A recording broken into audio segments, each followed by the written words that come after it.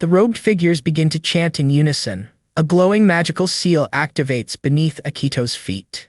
And without warning, magical chains erupt from the seal, binding him and leaving him utterly bewildered, realizing he is completely immobilized by this sudden trap.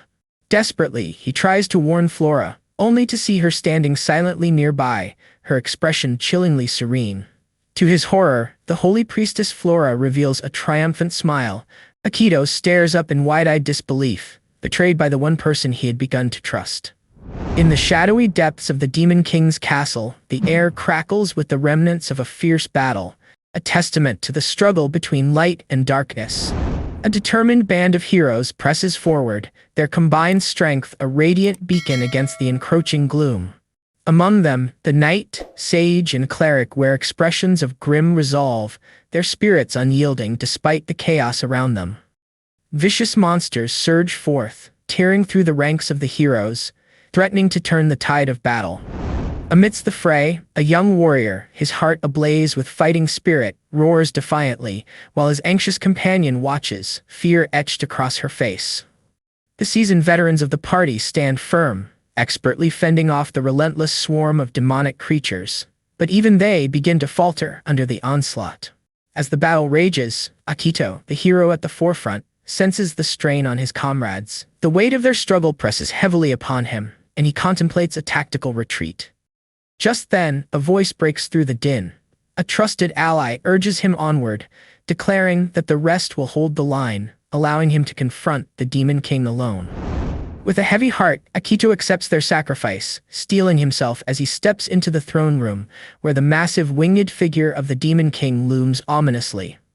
The Demon King greets Akito with a malevolent grin, unleashing a devastating blast of pure energy that engulfs the throne room, threatening to obliterate the lone hero. But from the heart of the tempest, Akito emerges, his spirit unbroken. With a fierce determination, he expresses regret for the punishment he is about to deliver. In a single cataclysmic strike, he channels all his strength, shattering the Demon King's very essence. The force of Akito's final blow reverberates through the castle, signaling the end of the battle. The Demon King's monstrous form cracks and distorts, unable to comprehend its own defeat. In a shocking twist of fate, its body disintegrates, leaving nothing but echoes of its arrogance in the air. As the dust settles, Akito stands alone, the undisputed victor of this epic duel. Moments later, his comrades rush in, their faces a mix of relief and disbelief. They call out his name, and Akito turns, his heart swelling with joy, as he confirms that every member of his party has survived the ordeal.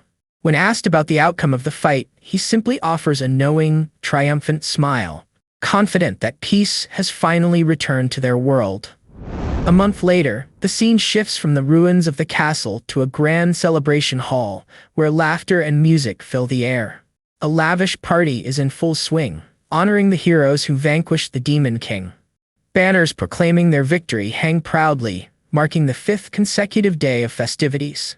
Yet, amidst the revelry, Akito, the guest of honor, finds himself slumped on a couch, utterly exhausted by the whirlwind of celebrations. The holy priestess, Flora, approaches Akito, her gentle gaze taking in his weariness from the relentless celebrations. The air is thick with laughter and revelry, but he feels the weight of the festivities pressing down on him. His companions gather around, reminiscing about his legendary feats, like the time he conquered a massive peak overnight, their voices filled with admiration. 2 of his female allies playfully corner him, teasing him to simply endure the tedious ceremonies. The rest of the party joins in, urging him to stop resisting and embrace the attention that comes with being a hero. They admit, with a chuckle, that they too find the formalities tiresome, but insist that he, as the celebrated hero, must bear the burden of it all. One comrade marvels at the memory of Akito single-handedly defeating the Demon King, his voice filled with awe. Akito humbly deflects the praise, but the towering warrior Garen Aldolf interjects, his tone cold and matter-of-fact. "Thanks are unnecessary," he states flatly. "We were merely fulfilling the mission given to us by our emperor." Unfazed, Akito smiles warmly, insisting that he is still grateful to have met such incredible companions. With a heartfelt shout, he extends his hand, thanking his entire party for their unwavering support. As his comrades watch him, their diverse expressions soften, touched by his genuine gratitude. The hero's face lights up, radiating pure joy and appreciation for the bonds they've forged. Later that night, a completely inebriated Akito finds himself chided by his companions for his low alcohol tolerance. One of them struggles to hold him upright, reminding him that there's still an important ceremony to attend the next day. The mood shifts as one member asks what everyone's plans are after the festivities end. A still drunk Akito looks bewildered by the sudden, serious question. Garen Aldolf declares his intention to return home and help rebuild his war-torn empire, his voice steady and resolute. The rest of the party echoes this sentiment, each sharing their own path forward. All eyes turn to Akito, who now faces the direct question about his own future. A somber realization washes over him. Unlike his friends, he hails from another world and has no home to return to. The weight of his unique, lonely situation settles in, reflected in his determined gaze as he contemplates his uncertain future beneath the twin moons. The next morning dawns, heralding the day of the grand official ceremony. Inside the magnificent cathedral, a nervous Akito peeks out from the waiting room, his heart racing at the sight of the massive crowd. His companions find him, reminding him of the ceremony's significance, while he questions the ornate ceremonial attire he's been given. Flora explains that the ceremony is a formal peace treaty, making his fancy attire non-negotiable. As Akito watches uncomfortably, Flora fastens the ornate ceremonial gauntlet onto his arm. He jokingly wonders about the gauntlet's price, only to be met with a serious reply. It's a priceless national treasure. Outside, the crowd roars with excitement, chanting for a figure they call the messenger. Peeking through the window, Akito is stunned to learn that he is the messenger of God, for whom the people are cheering. As they make their way to the ceremony, the gravity of the moment settles on Akito. He realizes that this event marks the end of his journey with his friends. Flora asks him again about his future, and Akito, with newfound resolve in his eyes, confirms that he has given it serious thought overnight. "I plan to travel the world," he declares, his voice steady and filled with purpose. Akito takes a deep breath, his heart swelling with purpose as he explains that even with peace restored, countless people still need help, and his power could be a beacon of hope for them. A gentle smile forms on his face as he embraces this new calling, to become a hero for those in need. Flora, her expression hopeful, asks if it would be strange to travel alongside him. Her smile brightens as she declares that she thinks his new dream is a wonderful one. Just then, the heavy doors to the ceremonial hall swing open, marking their arrival. Inside, Akito is taken aback by the sight of countless robed figures lining the grand hall, their presence both awe-inspiring and intimidating. Flora explains that these are holy men from around the world, gathered specifically for this momentous ceremony. She guides him to stand at the center of a large circular platform on the floor, where he feels a mix of excitement and trepidation. As Akito stands uncomfortably on the dais, he is told not to move, his eyes scanning the hundreds of silent observers. Suddenly, his other female companion steps forward, questioning the scale of the ceremony before ordering it to begin. The robed figures begin to chant in unison, their voices rising in a harmonious crescendo. A glowing magical seal activates beneath Akito's feet. And without warning, magical chains erupt from the seal, binding him and leaving him utterly bewildered. Panic surges through him as he thrashes against the magical chains, realizing he is completely immobilized by this sudden trap. Desperately, he tries to warn Flora, only to see her standing silently nearby, her expression chillingly serene. To his horror, the holy priestess Flora reveals a triumphant smile, her benevolent facade completely shattered. Akito stares up in wide-eyed disbelief, betrayed by the one person he had begun to trust. Flora condescendingly notes his futile struggles, impressed that he can still move while bound by the power of national treasures. Akito's mind reels in confusion, unable to comprehend why the hero who saved the world is being treated this way. She coldly admits that his overwhelming power is what makes him truly frightening to them. Her face twists into a sinister mask as she confirms his worst fears, shattering any hope that this is merely a nightmare. From his trapped position, Akito sees her silhouette looming over him, confirming the grim reality of his situation. Even Garen Aldolf, his trusted warrior companion, appears, declaring, "This betrayal is simply Aikido's destiny." Garen informs the horrified hero that he was simply too powerful. A high-ranking official steps forward, explaining that Aikido's strength threatens to shatter the world's political balance. His other female companion, Nagisa, grimly states that they cannot allow such a disruption to occur. Garen reveals that the 5 great nations have allied specifically to eliminate the hero. Akito looks around in despair, seeing all his former comrades have abandoned him on the platform. He demands to know why, only to be told that his overwhelming strength is now considered an evil in itself. Bound and betrayed, the hero's face contorts with rage and utter disbelief. He turns his desperate gaze to Flora, pleadingly asking if she has betrayed him as well. Flora pauses for a moment, putting on a show of thoughtful consideration.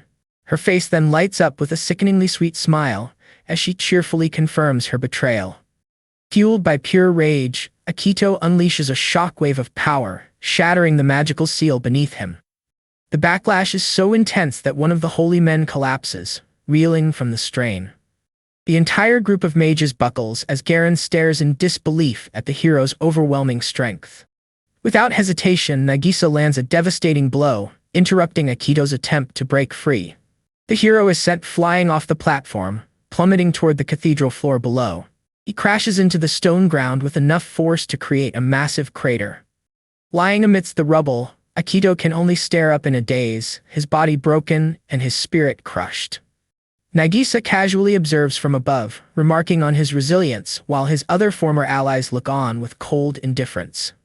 Through blurred vision, Akito sees his supposed friends discussing his fate, their betrayal now absolute. An official reveals their true goal: to use an artifact to steal the hero's power and seal it within a ring.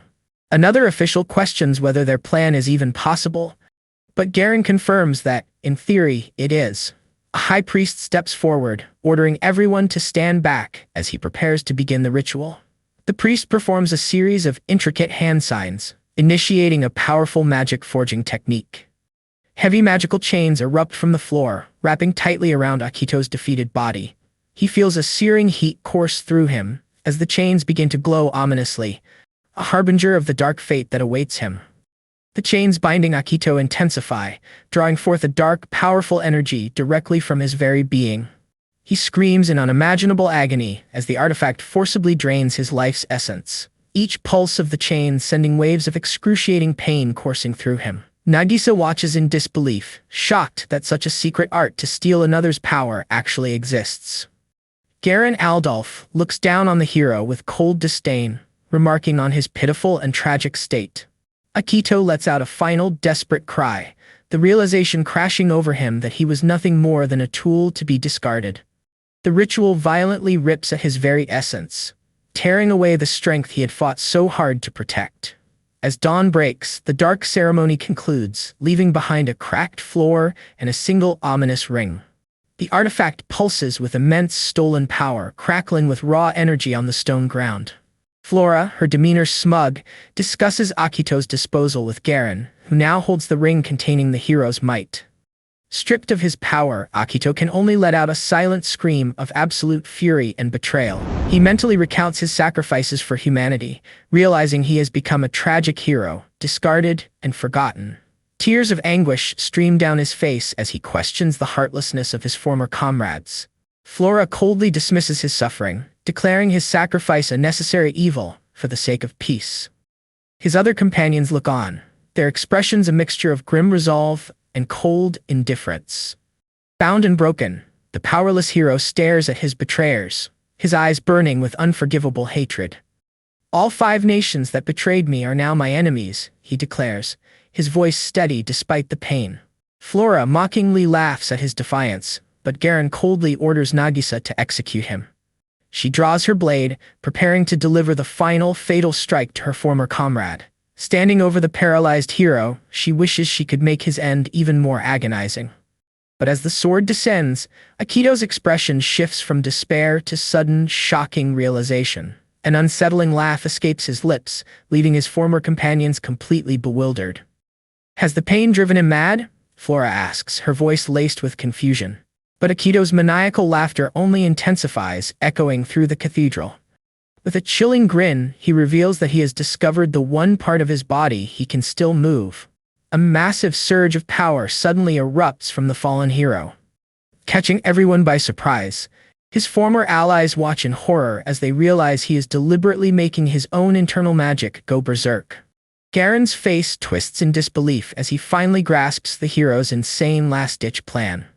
"If I'm going down," Akito declares, "I'm taking every single one of my betrayers with me." The entire cathedral begins to violently shatter as his former allies scramble in panic. A catastrophic explosion rips through the sacred ground, obliterating the structure entirely. Amidst the chaos, the ring containing the hero's stolen power is sent flying through the air, a testament to the destruction wrought by Akito's final act of defiance. The blast is so immense that it shakes the foundations of the nearby capital city. As the dust settles, all that remains of the Grand Cathedral is a smoldering crater. From the ruins, a colossal armored figure emerges, dwarfing the surviving traitors. It is Garen, now empowered by the glowing ring on his hand. He smirks, having unleashed the ring's power to survive the blast completely unharmed. "Aikido's monstrous power was impressive," he remarks, relieved that their plan has still managed to succeed.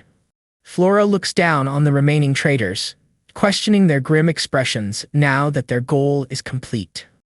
With the hero gone, one of the companions eagerly suggests they now fight to determine the world's new strongest warrior.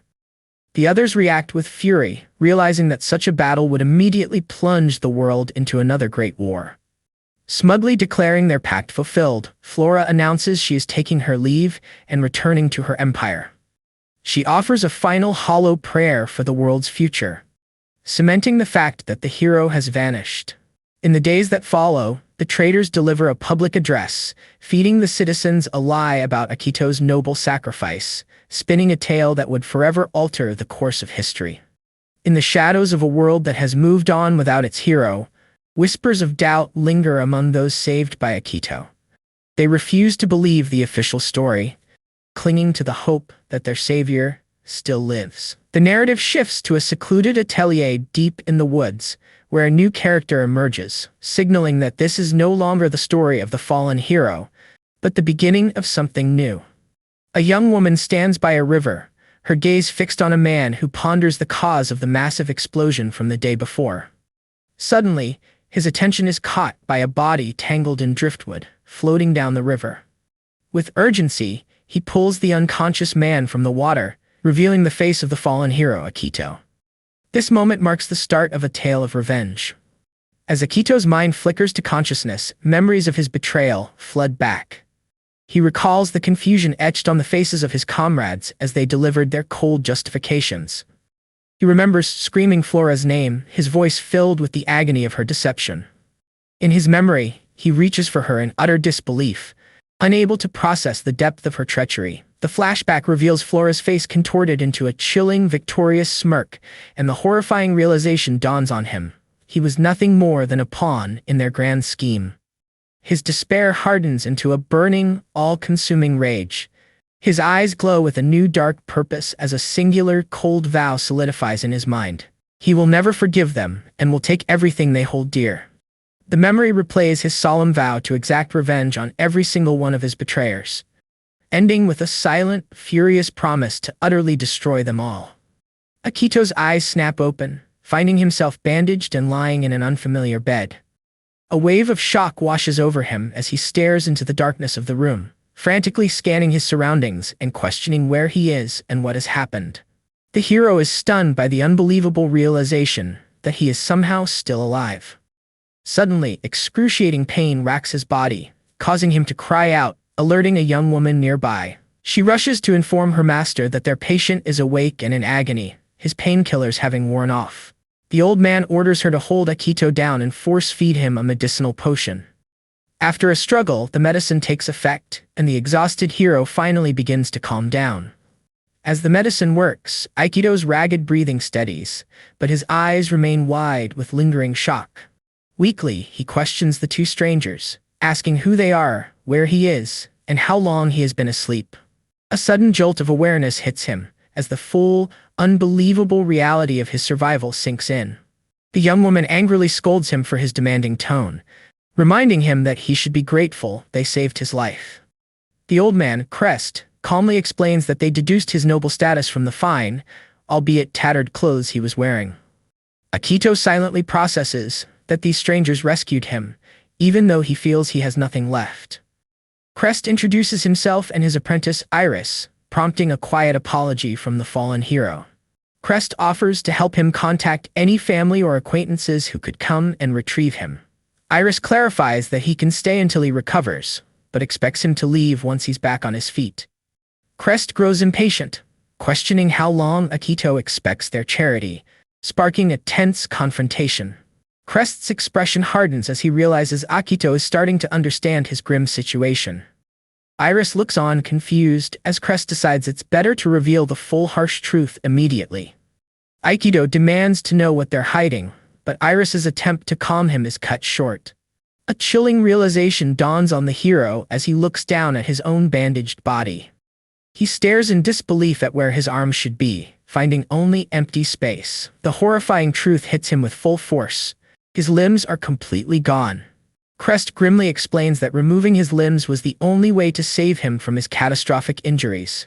Overwhelmed by despair, Aikido breaks down completely as Crest orders Iris to restrain him. He thrashes wildly, desperately begging for someone to tell him this is all just a nightmare. His mind races, trying to comprehend how he could have survived the blast, only to end up in this state. Flashes of the ritual invade his thoughts, connecting the chains and magic to his current horrific condition. He stares at the bandaged stumps where his limbs used to be, the grim reality sinking in deeper. Overcome with revulsion and grief, his body convulses as he collapses in on himself. While Iris watches in pity, Crest maintains a stern, unreadable expression, the weight of the truth hanging heavily in the air. The hero hangs his head in utter defeat, whispering questions about why he deserves such a cruel fate. In this state, he realizes he can neither live a normal life nor exact his revenge. Tears of pure anguish stream down his face as he begs his saviors to just kill him, to end his suffering. Crest explodes in fury, berating Akito for daring to throw away the life he fought so hard to save. The old man roars that Akito has no right to wallow in despair. As he looks down on those who are whole, Crest delivers a sharp slap across the hero's face, a harsh attempt to shock him out of his misery. Crest grips Akito's face, his voice booming as he insists that the hero is still alive and has no right to give up. Iris then gently takes Akito's face in her hands, her expression pleading with him not to abandon the life they saved. The words finally sink in, leaving Akito to mutter in stunned disbelief. He looks down at his broken body, despairingly questioning what kind of life he can possibly lead now. A sudden thought strikes him as he recalls that this is a workshop. His eyes are drawn to Crest's leg, where the old man proudly reveals his own intricate prosthetic. Crest introduces his craft of magical prosthetics, explaining that a long and brutal war has raged ever since the Demon King's forces first attacked. As magical weapons grew more powerful, so did the number of soldiers who survived with catastrophic limb loss injuries. Faced with a shortage of troops, the rulers demanded a way to refit their injured soldiers for the front lines. Thus, the technology of magical prosthetics was born, created to repurpose broken soldiers for the war effort. Crest boasts that he is the foremost expert in this field, but Akito is shocked to learn that the technology can be controlled by will alone. A vision fills the hero's mind. With these new limbs, he could stand and fight once more. A flicker of hope ignites into a raging fire in his eyes. Realizing his journey isn't over, he asks the ultimate question. Can I be fitted with 4 prosthetics and control them all? Iris immediately interjects, explaining the sheer impossibility of such a feat due to the complex mana control required. Crest adds that the immense magical energy needed would exhaust any normal person just by trying to move. When Crest mentions the staggering cost of the procedure, Akito reveals his plan to sell his priceless noble accessories to fund it. With renewed purpose, he bows his head and begs for their help, insisting he has a mission to complete. His eyes burn with an unbreakable resolve, a silent vow to see his revenge through. Both Crest and Iris are left speechless by the sheer intensity of his desperate plea. Reluctantly, Crest gives in to Akito's intense request, much to Iris's utter disbelief. The old man admits he feels responsible, recognizing that Akito has his own reasons for this desperate gamble. Iris is horrified, realizing that Akito is fully prepared for the consequences, even if it means total paralysis. A tense moment passes as Iris wrestles with the weight of their patient's life-altering decision. Finally caving, she enthusiastically agrees to help with the surgery, feeling a duty to see it through. Just as Crest agrees to the difficult procedure, Akito interrupts, realizing he doesn't even know his savior's names. With a confident smile, he formally introduces himself, his renewed spirit catching them both off guard. Iris promises their full support, and as night falls, the preparations for the groundbreaking surgery finally begin. The first step requires embedding complex metal fittings into Akito's body to serve as connection points for the prosthetics. To mitigate risk, they start with a single limb, forcing Akito to endure the excruciating process fully conscious. The first surgery is a success, and Akito is fitted with a temporary training prosthetic. Crest lays out the grueling rehabilitation plan, starting with the right arm before moving on to the other limbs. He explains that to move the arm, Akito must channel his mana through the prosthetic's simulated nerves. Akito closes his eyes and focuses, sensing the new connection to the mechanical limb. Iris gently guides him, suggesting he start by trying to move just a single finger. But as he concentrates, a massive surge of uncontrolled energy suddenly bursts from the hero. The raw power explodes outward, blowing a massive hole straight through the wall of the workshop. Both Akito and Iris stare in utter shock at the crater he left in the forest outside. The hero looks at his arm in disbelief, having only intended to twitch a finger. Crest stood frozen, his eyes wide as he surveyed the wreckage left by Akito's explosive display of power. The remnants of the training arm lay scattered across the floor, a testament to the hero's catastrophic failure to control his own strength. The crackling energy that had surged from Akito's prosthetic arm was unlike anything Crest had ever witnessed, an abnormal amount of mana that hinted at untapped potential, but also a dangerous volatility. Iris, her face a mix of concern and frustration, rushed to restrain Akito as the prosthetic crackled with untamed energy. "You need to calm down," she urged, her grip firm yet gentle. Crest's mind raced. What kind of man possesses such an unheard-of level of magical power? He had seen many warriors, but Akito was different, an anomaly. No standard prosthetic could ever withstand such a monstrous mana output, Crest declared, his voice steadying as he regained his composure. "I'll build you a custom arm, but you'll have to pay for it. And for the damages to my workshop." Iris offered Akito a plate of food, her expression softening as she looked at him. "You need to eat. It's going to be a long, difficult road ahead." Akito's eyes narrowed with resolve, a fire igniting within him. "I don't need your help," he insisted stubbornly, pride clashing with the humiliating reality of his complete dependence. As a storm raged outside, a new kind of torment began to stir within the hero. Night after night, he thrashed in his bed, gripped by the agonizing phantom pains of his missing limbs. The pain was a cruel trick of the mind, a phantom sensation that no medicine could touch. With no known cure for his condition, he writhed in agony, cursing the relentless torment. But instead of breaking, he channeled the pain, using it as fuel for his burning desire for revenge. Overhearing his pained screams, Iris realized they must expedite the surgery. 1 year later, after countless surgeries and grueling training, Akito finally stood on a pair of prosthetic legs. The moment was monumental, yet his very first attempt to walk ended in a spectacular failure. He stumbled, crashing to the ground with a thud, much to Iris's predictable frustration. "What were you thinking?" she scolded, rushing to help him up. "You can't just charge ahead like that." Akito brushed himself off, a sheepish grin on his face. "I'm just desperate to master this new body." As Iris helped him to his feet, she couldn't help but wonder why he was in such a hurry. "You need to be patient, Akito." In a moment of vulnerability, he revealed a startling fact while munching on a piece of bread. "I'm only 17. Iris's eyes widened in disbelief. "You're younger than me?" She shared her own story, revealing that she was an orphan taken in by Crest. Akito listened intently, feeling a connection grow between them. Living with you two is the first time I've had company, he admitted, a smile creeping onto his face. I'm actually enjoying it.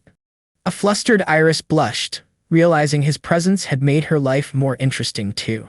As the seasons changed, Akito endured endless adjustments and grueling training under Crest's watchful eye. 4 years later, a confident Iris called out to him in a sunlit field, ready to begin his next test. Catch these, she shouted, launching a basket of eggs into the air, challenging him to catch them all or go hungry for dinner. Akito stood calmly amidst the falling eggs, his focus absolute as he prepared for the challenge. With narrowed eyes, he tracked the trajectory of each fragile projectile. Then, in a stunning display of control, he burst into a flurry of motion. His custom prosthetics moved with blinding speed, gracefully intercepting every single egg before it could hit the ground. Iris watched in astonishment as he stood with a full basket, but then her eyes widened in horror. One egg slipped past him, plummeting to the ground. Despite his incredible display, Akito fumbled at the last moment, tripping as he tried to save the final egg. You almost had it, Iris exclaimed, both impressed and exasperated. But you need to focus. Crest, watching from a distance, nodded in approval. Remarkable skill, even with those clumsy training limbs. Akito reflected on his progress, realizing that controlling his new body felt surprisingly similar to mastering a video game. It's like my old body was a simple controller, but this one is a complex arcade stick, he explained, excitement bubbling in his voice. Iris couldn't believe he hadn't broken a single egg. You're getting better every day. With newfound confidence, Akito turned to Crest. Can I have my real prosthetics now? Crest's expression shifted, recognizing that the time for training was over. You're finally prepared for the real thing. Akito stood in the workshop, his heart racing with anticipation, as Crest unveiled the custom-built high-performance prosthetic. The gleaming metal arm was a masterpiece, designed for combat and imbued with the very essence of his newfound power. Iris, begin the final permanent attachment, Crest ordered, his voice steady and authoritative. As Iris worked, Akito flexed his new combat-grade hand, a look of grim satisfaction spreading across his face. The sensation was overwhelming. He was breathless, utterly stunned by the sheer power flowing through his new limbs. Crest wasted no time, immediately putting him to the test. With a swift motion, he launched a heavy stone block toward Akito. The hero's instincts kicked in, and he not only caught the projectile, but effortlessly pulverized it with a single strike, sending debris flying. Iris gasped, her eyes wide with shock at the display of strength. Incredible, she exclaimed, her admiration evident. Satisfied with the results, Crest casually passed the final tuning adjustments over to a bewildered Iris. This final stage requires a bond deeper than family, he explained, his gaze shifting between the two. You're the only one who truly understands Akito. His words hit their mark, leaving Iris a blushing, stammering mess. Crest couldn't help but chuckle at their flustered reactions, while Akito stared at his hand, lost in thought over the 4 long years of his recovery. With his new power secured, his mind turned dark, fixating on the traitors who had left him for dead. His resolve for vengeance hardened like steel. Several months later, the scene shifted to a bustling city where Akito's journey for revenge was set to begin. Crest was bedridden with a cold, leaving Akito and Iris to venture into the city to run errands. Iris tried to lighten the mood, pointing out a food stall. Look, we should grab something to eat. Akito coldly dismissed it as a child's errand, his arrogance shattering when Iris pointed to a statue in the town square, a perfect likeness of his former self. What the? He muttered, stunned to learn of the hero cult that had formed in his honor. People believed he had ascended to godhood, and the realization struck him like a thunderbolt. Before he could process this new information, a mysterious, hooded man approached them. I can tell you more about the cult's activities across the 5 great nations, he offered, his voice low and conspiratorial. The man lamented that after Akito had united the world against the Demon King, the nations had fallen back into petty conflict. He revealed that with the great powers distracted, the borderlands had become lawless zones overrun by monsters. Akito's heart sank as he grimly realized that while he had been recovering, The world he fought to save had been slowly falling apart. Their quiet reflection was shattered by the sudden appearance of a monster horde in a place they should never be. Iris froze in fear, but Akito's battle instincts took over, recognizing the immediate and deadly threat. "Iris, hold on," he shouted, scooping her up and making a desperate leap toward their workshop. As Iris clung to him in terror, Akito's expression was one of pure focused intensity. His worst fears were realized when they found the workshop overrun, and his mind raced with worry for Crest. The battle was already underway, with Crest and the mysterious man fighting desperately against the swarm. Relief washed over Akito as he spotted Crest safe, but it was short-lived. "Get back!" he roared, unleashing his fury as he shattered a monster with a single blow, cursing his own delayed reaction. Surveying the devastation, Akito came to a chilling conclusion. This was a targeted attack by the 5 great nations. Their victory was short-lived, as they found Crest critically injured, whispering that their enemies had stolen their very existence. The traumatic event triggered a flashback for Iris, who desperately tried to wash away the memory of her past captivity. Her composure shattered as she recalled the moment of her abandonment, crying out for her master not to go. In the aftermath, Akito stood alone before a makeshift grave marked by Crest's tools. The old man's journey was now over. Grief washed over Akito, quickly turning into cold, hard resolve. He flashed back to Crest's final moments, remembering the old man's refusal of aid, knowing his time was up. The memory of a frantic Iris rushing to find medicine, unwilling to let her master go, played in his mind. Crest had coughed through the pain, more concerned about his students seeing him in such a state. A wave of guilt washed over Akito as he questioned if his presence had brought this fate upon them. But Crest had corrected him, blaming the 5 great nations for letting the monsters run rampant. The old man, Crest, had tried to impart something crucial to Akito before his passing. Not about Iris, but about Akito himself. Yet, the mysterious man's words interrupted his thoughts, revealing that he had seen the darkness of an avenger in Akito's eyes. From the start, Akito's gaze narrowed, the same burning intensity from that first day now fully ignited. The man had given Akito the tools for vengeance, believing his quest would spark a fire to engulf the nations. As memories flooded back, Akito recalled Crest's final instructions, the old man's voice echoing in his mind. "If I fall, you must replicate my work. You have the potential, Akito." Clenching his fist, Akito acknowledged that his new path was set and that he could no longer be stopped. His thoughts drifted to Crest's final plea, a desperate request for Akito to protect his foolish apprentice. He had promised his dying master that he owed them both, urging him to rest without worry. Grief solidified into a chilling vow. "I will have my revenge no matter the cost." Back in the present, Akito turned to the grieving Iris by the grave. "I have something to say," he began, his voice steady. Iris recoiled in horror, stunned by the cold, cruel nature of his words. "What do you mean?" He calmly confirmed her worst fears, revealing the truth of his past, the betrayal, the pain, the darkness that now consumed him. "I'm not a fool," Iris insisted, her voice rising. "After watching you for 4 long years, I know you're not a liar." Akito's mind flashed to his betrayers, the faces of those who had left him for dead. "I intend to hunt them down and collect the debt they owe," he declared, his voice low and fierce. "You can't do this alone," Iris countered, her resolve unwavering. "I'm coming with you." Akito was stunned by her determination. "This quest against the 5 nations is dangerous," he warned. But Iris pressed on, reminding him of the time she had pointed out that only she could perform the final adjustments on his limbs. She recalled their design sessions, where his wild ideas from his old world had come to life through her skill. "How will you manage repairs on your long and arduous path of vengeance?" she challenged, her logic overwhelming him. With a sigh, Akito clutched his head in defeat. "Fine, you can come." A triumphant Iris beamed, ready to begin preparing for their journey.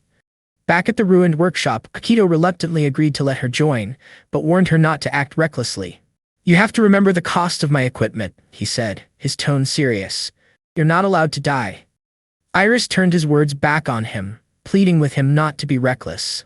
Her sincerity seemed to finally get through to him. As he watched her, Akito realized he was the only person she had left to rely on. "You're terrible at hiding your true feelings." he bluntly pointed out. I have no intention of dying until I've repaid every debt I owe, he assured her, his voice firm. Overcome with emotion, Iris gave him a light punch to the chest, catching him off guard. You're such a dork, she laughed through her tears, joyfully accepting his words as a binding promise between them. Akito recalled his final conversation with Crest, remembering his promise to protect the old man's apprentice. His eyes burned with fierce determination, solidifying his commitment to keep Iris safe no matter what. With their new pact sealed, they finished packing their supplies for the long road ahead. Before leaving, Akito revealed a hidden space in the workshop, knowing they must conceal his true identity on their journey. Our first destination is the Fire Nation's capital, Rakuyu, he announced, a grim smile crossing his face. We'll hunt down one of the 5 heroes, Sharon. Iris beamed with excitement for their new mission, her spirit infectious. With their purpose set, the duo officially began their long and perilous journey of vengeance. As they approached the imposing gates of Rakuyu, Akito's heart raced with anticipation. But their arrival was met with an unexpected sight. A crowd of desperate refugees pleading for entry. The peasants begged the guards for shelter from the coming winter, their voices filled with desperation. Please, we have nowhere else to go, one woman cried, clutching her child. But the guards remained indifferent, their expressions cold and unyielding. Move along. We can't let you in. The refugees' desperation grew as they explained that monsters roamed the night, but their pleas fell on deaf ears. Akito's heart hardened at the sight. This was the world he had fought to protect, now crumbling under the weight of neglect and indifference. Suddenly, the mysterious man reappeared, his presence commanding immediate silence from the guards. Gather the noisy crowd, he ordered, his voice smooth and unnervingly calm. From atop the city wall, he looked down upon the assembled peasants, an unsettling aura surrounding him. As a child gazed up at a strange light, a guard was suddenly and violently struck down from the wall. A monstrous energy blast shattered the city wall, sending debris flying and taking down the guards in a single devastating blow. The mysterious man landed with immense force, revealing himself as the source of the chaos. Quell this peasant uprising, he commanded the surviving soldiers, pinning the blame on the innocent refugees. This is Sharon, Iris whispered, her eyes wide with recognition. He was one of the 5 heroes, a celebrated figure and martial arts instructor in the capital. An info panel appeared, tracing Akito and Iris's 3-day journey, showing they had reached a town just outside Rakuyu. The duo had stopped at a local establishment, needing to regroup before entering the capital. Iris picked at her food, clearly bothered by their current predicament. We can't enter the heavily fortified city without a travel permit, she lamented, frustration evident in her voice. Akito's brow furrowed as he realized their major flaw. I'm officially dead, and you're an orphan. We have no way to prove our identities. Iris pressed him for a plan to get past the checkpoint and reclaim his stolen abilities. What do we do now? Akito revealed that his power had been sealed into a ring, which his betrayers now possessed. We must confront Sharon directly to get the ring, he concluded, but frustration creased his brow as he acknowledged their lack of a plan to enter the city. Their conversation was interrupted by a sudden commotion as a man at a nearby table cried out in distress. Iris grimaced at the rowdy display, complaining that it was ruining her appetite. Other patrons identified the disruptive group as hunters, the only ones who could afford to be so carefree. An info panel explained that hunters were mercenaries who emerged to fight monsters after the Demon King's defeat. Akito's eyes lit up with realization. Hunters have special privileges. They're exempt from all border inspections. With a new plan forming, Akito approached the hunter's table, his heart pounding with determination. I'd like to join your party, he announced, his voice steady. The lead hunter glared at him, clearly annoyed by the unwelcome interruption. Iris watched in horrified disbelief, her instincts screaming that this was a bad idea. The lead hunter smirked, finding Akito's bold request amusing. You want to know how to become a hunter? He mocked. Getting up, the man offered to cut to the chase and introduce Akito to the right people, but then dismissed him entirely. You're scrawny. You'd get yourself killed instantly. Akito's expression hardened. I'm stronger than you. If I'm weak, then so are you. The hunter's eyes blazed with fury, his patience snapped by the blatant challenge. He lunged forward in a rage, but Akito coolly noted that the hunter's only asset was speed. With inhuman agility, Akito effortlessly evaded the wild attacks from the entire group, moving like a shadow. Frustrated that he couldn't land a single hit, the leader ordered his men to join the fight. As the hunters closed in, Iris recalled the countless hours spent designing Akito's limbs to surpass human capabilities. Aikido weaved through the hunter's clumsy attacks, his movements a blur of calculated precision. He countered with a devastating elbow strike, his specially crafted arm connecting squarely with the leader's jaw. The hunter leader reeled back in shock, realizing he was completely outmatched by the seemingly scrawny kid. Humiliated and furious, he grabbed a sword, ready to escalate the fight to a lethal level. Iris gasped, her heart racing as Aikido's expression hardened, his eyes glowing with a cold, deadly focus. The hunter's rage boiled over as he lunged forward with murderous intent. Suddenly, a scarred man intervened, stopping the blade with a firm grip. "Stand down," he commanded, his voice calm yet authoritative. The scarred man, Garkins, informed his subordinate that he had picked a fight he could not possibly win. The lead hunter, still seething, was ordered to back off. To everyone's surprise, Garkins, the true leader of the hunters, bowed deeply to Akito, offering a sincere apology. Iris noted Akito's blatant provocation, her eyes narrowing as she watched the lead hunter's fury boil over. But before she could voice her concerns, Garkins stepped forward, inviting Akito to a private room to discuss the possibility of becoming a hunter. "You're bold, kid. I like that," Garkins said, a hint of respect in his tone. Akito accepted the surprising offer with a sharp, confident grin, his plan falling perfectly into place. In the private room, Garkins confirmed he understood their goal, obtaining a hunter's license to enter Rakuyu. "I can write you a letter of recommendation," he offered, admitting that his own guild desperately needed powerful new recruits. "How did you remain so calm during that confrontation?" Garkins asked, his curiosity piqued. "I was watching you assess the situation."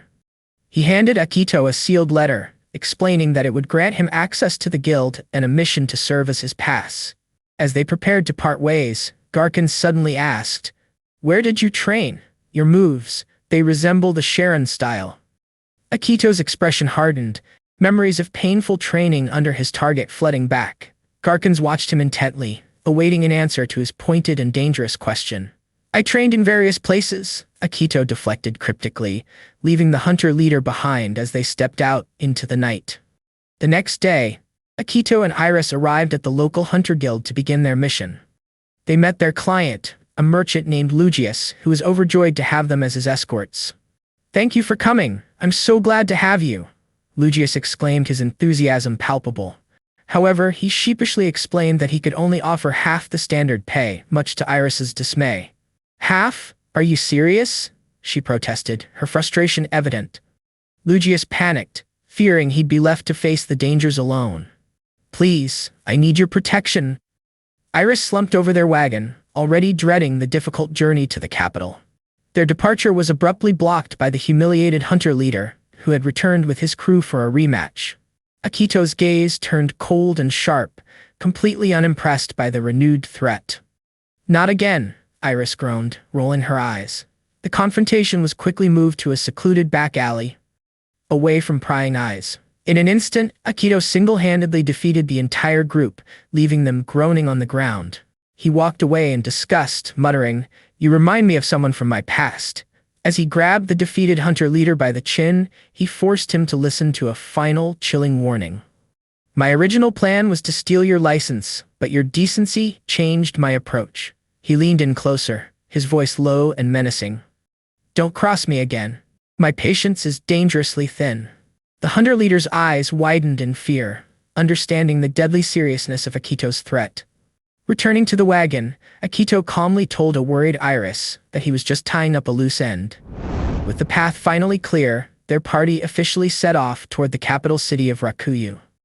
On the road, Iris questioned if their actions made them villains, a thought Akito dismissed. "We're not the villains here," he said, clenching his fist. "A direct fight is impossible. I must be more ruthless than my enemies." He vowed to see his betrayer's downfall, even if it meant transforming from a hero into a villain. Their long journey to the capital began, taking them through the vast and winding countryside. Their merchant client chattered excitedly about his travels, but he noted the recent troubling increase in monsters. "Thank you for your protection," he said, addressing Akito by his new alias, Ku. Iris immediately questioned his odd name choice. Ku? Really? What kind of name is that? Flustered, Akito told her to drop it. Inwardly, he reflected that Ku was his family name in a past life, a perfect blend of rare and inconspicuous. Curious, Akito asked for more details on the monsters. Lugius confirmed they were only low-level threats on this road. "I have a monster encyclopedia," he revealed, his eyes lighting up. "The Hunters Guild sells them to help adventurers."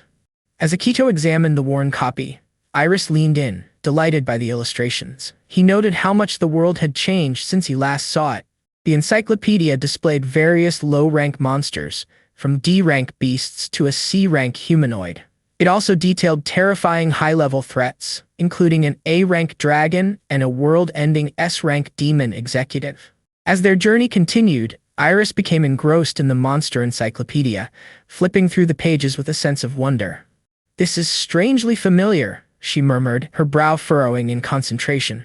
Akito took a turn with the book, pondering its secrets, only for Iris to snap at him. "Stop slacking on your guard duties." Their bickering was cut short when the merchant suddenly spotted two shadowy figures rapidly approaching their wagon. "Look out!" he shouted, panic rising in his voice.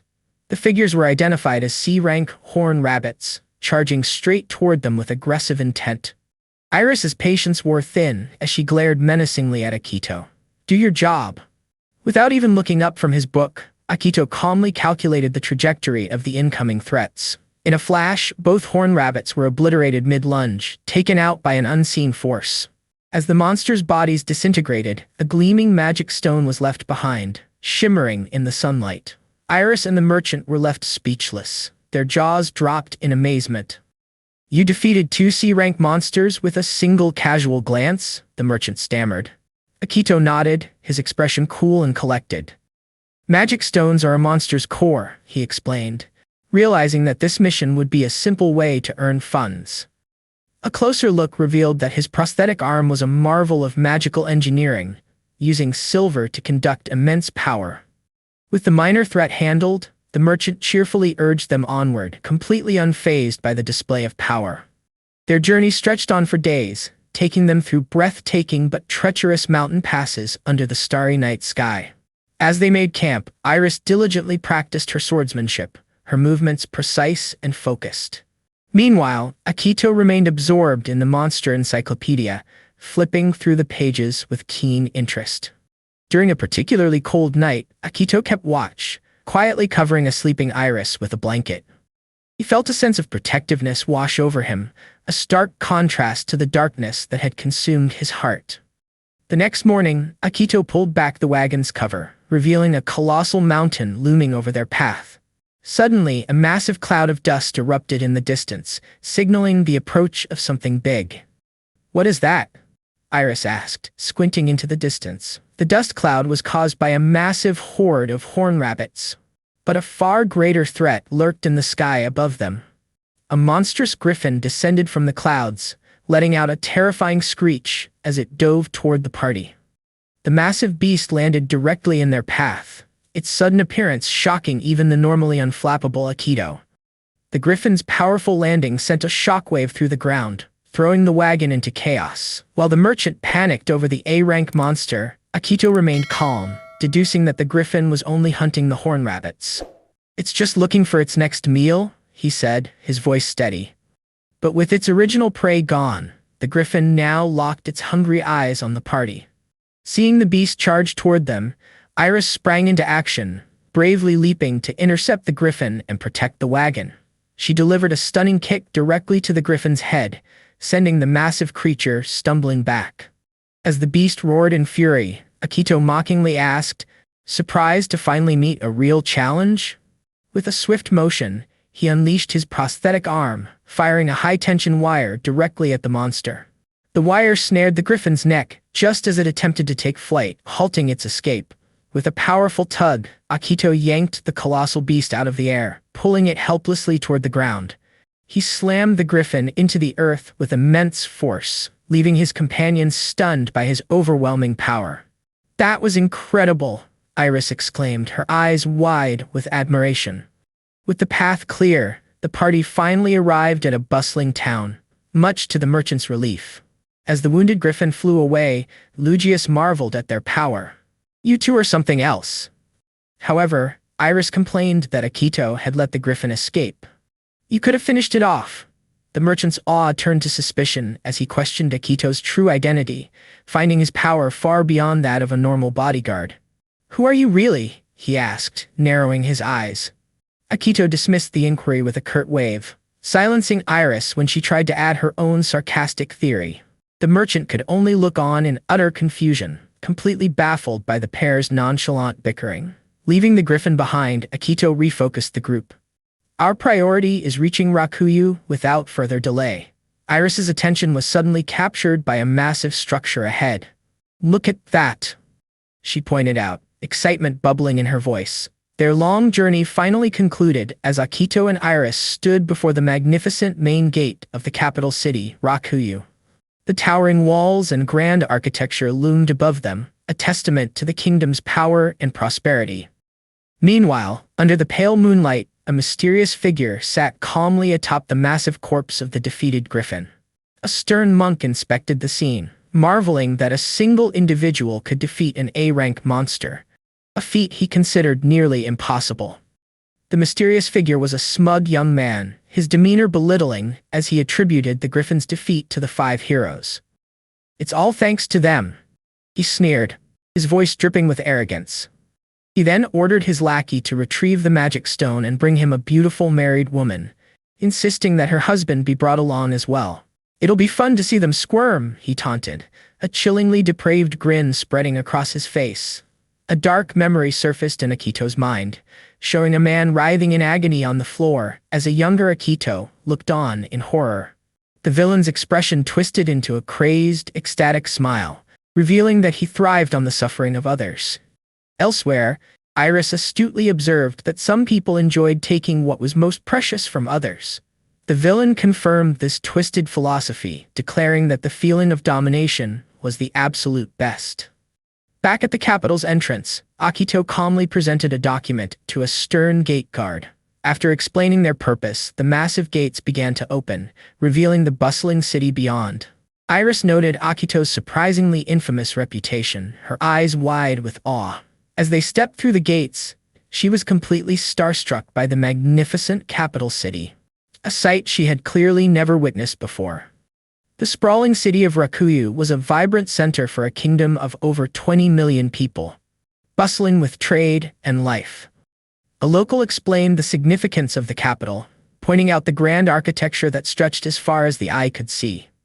However, Iris's focus was immediately stolen by a street vendor. "Look at all the food," she exclaimed, her stomach leading her toward the local delicacies. Akito shut down her sightseeing plans, reminding her that they had business to attend to before any fun. "We can't waste time," he said, his expression showing zero patience for her antics. Instead of heading to the guild, Akito led them to an old dojo, the Shiryu Dojo. Stopping to stare at the entrance, the name Xiaoryu triggered a flood of intense memories for Akito. Flashing images of past conflicts and familiar faces surged through his mind. He unleashed a palpable wave of killing intent, the sheer force of his presence cracking the very ground beneath him. Nearby animals sensed the immense danger he radiated, going into a frenzy. "Akito!" Iris called out in alarm, shocked by the terrifying aura emanating from him. Hearing her voice, he reined in his fury, acknowledging her concern before turning away from the dojo. He glanced back at the Xiao dojo, deducing that the person he sought, Shaolan, was likely not at this location. A worried Iris wisely suggested that their first step should be to gather intelligence before making any rash moves. Akito approached a local official, who revealed that Shaolan was either on a kingdom-wide inspection tour or on a royal monster-slaying mission. "We need to relocate to a quiet inn to plan our next move," Akito decided, wanting to stay away from prying eyes. As they settled into the inn, Akito reflected that Iris's timely intervention had prevented him from storming the dojo and getting exiled from the capital. He realized that his true challenge was not just finding Shaolin, but also retrieving a cursed item from a demonic entity. Gazing toward the royal palace, he theorized that their target was being held captive within its walls. A direct attack would be too reckless, he concluded, deciding he must manipulate the situation to make his enemy come to him. Sitting at a desk, Akito was convinced he could lure his target out with the right provocation. He recalled Shaolin's arrogant, battle-hungry nature, certain that he could not resist a challenge from a strong opponent. His master plan was revealed to be a crudely drawn, taunting challenge note designed to infuriate his enemy. With a triumphant grin, Akito declared, "This is perfect. I'm ready to spread it throughout the capital." Iris immediately called him an idiot, pointing out that only a fool would fall for such a simple-minded trap. Iris reflected on how Akito was usually calm and rational, but his judgment clouded over when it came to his quest for revenge. "You're completely blind to your surroundings," she bluntly stated, her voice firm yet caring. She then patted his head reassuringly, telling the flustered Akito to calm down and gather information first. Later, Iris returned with a flyer, her eyes sparkling with excitement. "I learned about a major annual event while networking with local hunters," she exclaimed. She revealed the existence of a massive martial arts tournament held in the kingdom's Grand Colosseum, a perfect stage for a confrontation. "The reigning champion is none other than Wan Shaolin," she added, shocking Akito. "Shaolin?" he echoed, his eyes narrowing. "He's defending a century-old winning streak. He'll definitely participate." Akito clenched his fist, realizing that Shaolin's arrogant personality would never allow him to miss such a grand event. A sinister grin spread across his face as he confirmed, "Shaolin is my primary target." Iris felt a twinge of unease at his determination. "Are you sure about this?" she asked, concern etched on her features. As the time for the tournament drew near, the stage was set for a fated confrontation. Each faction prepared for the coming battle, and the Grand Martial Arts Tournament was about to begin. The imposing gates of the Imperial Colosseum stood ready, a symbol of the End Kingdom's ultimate fighting competition.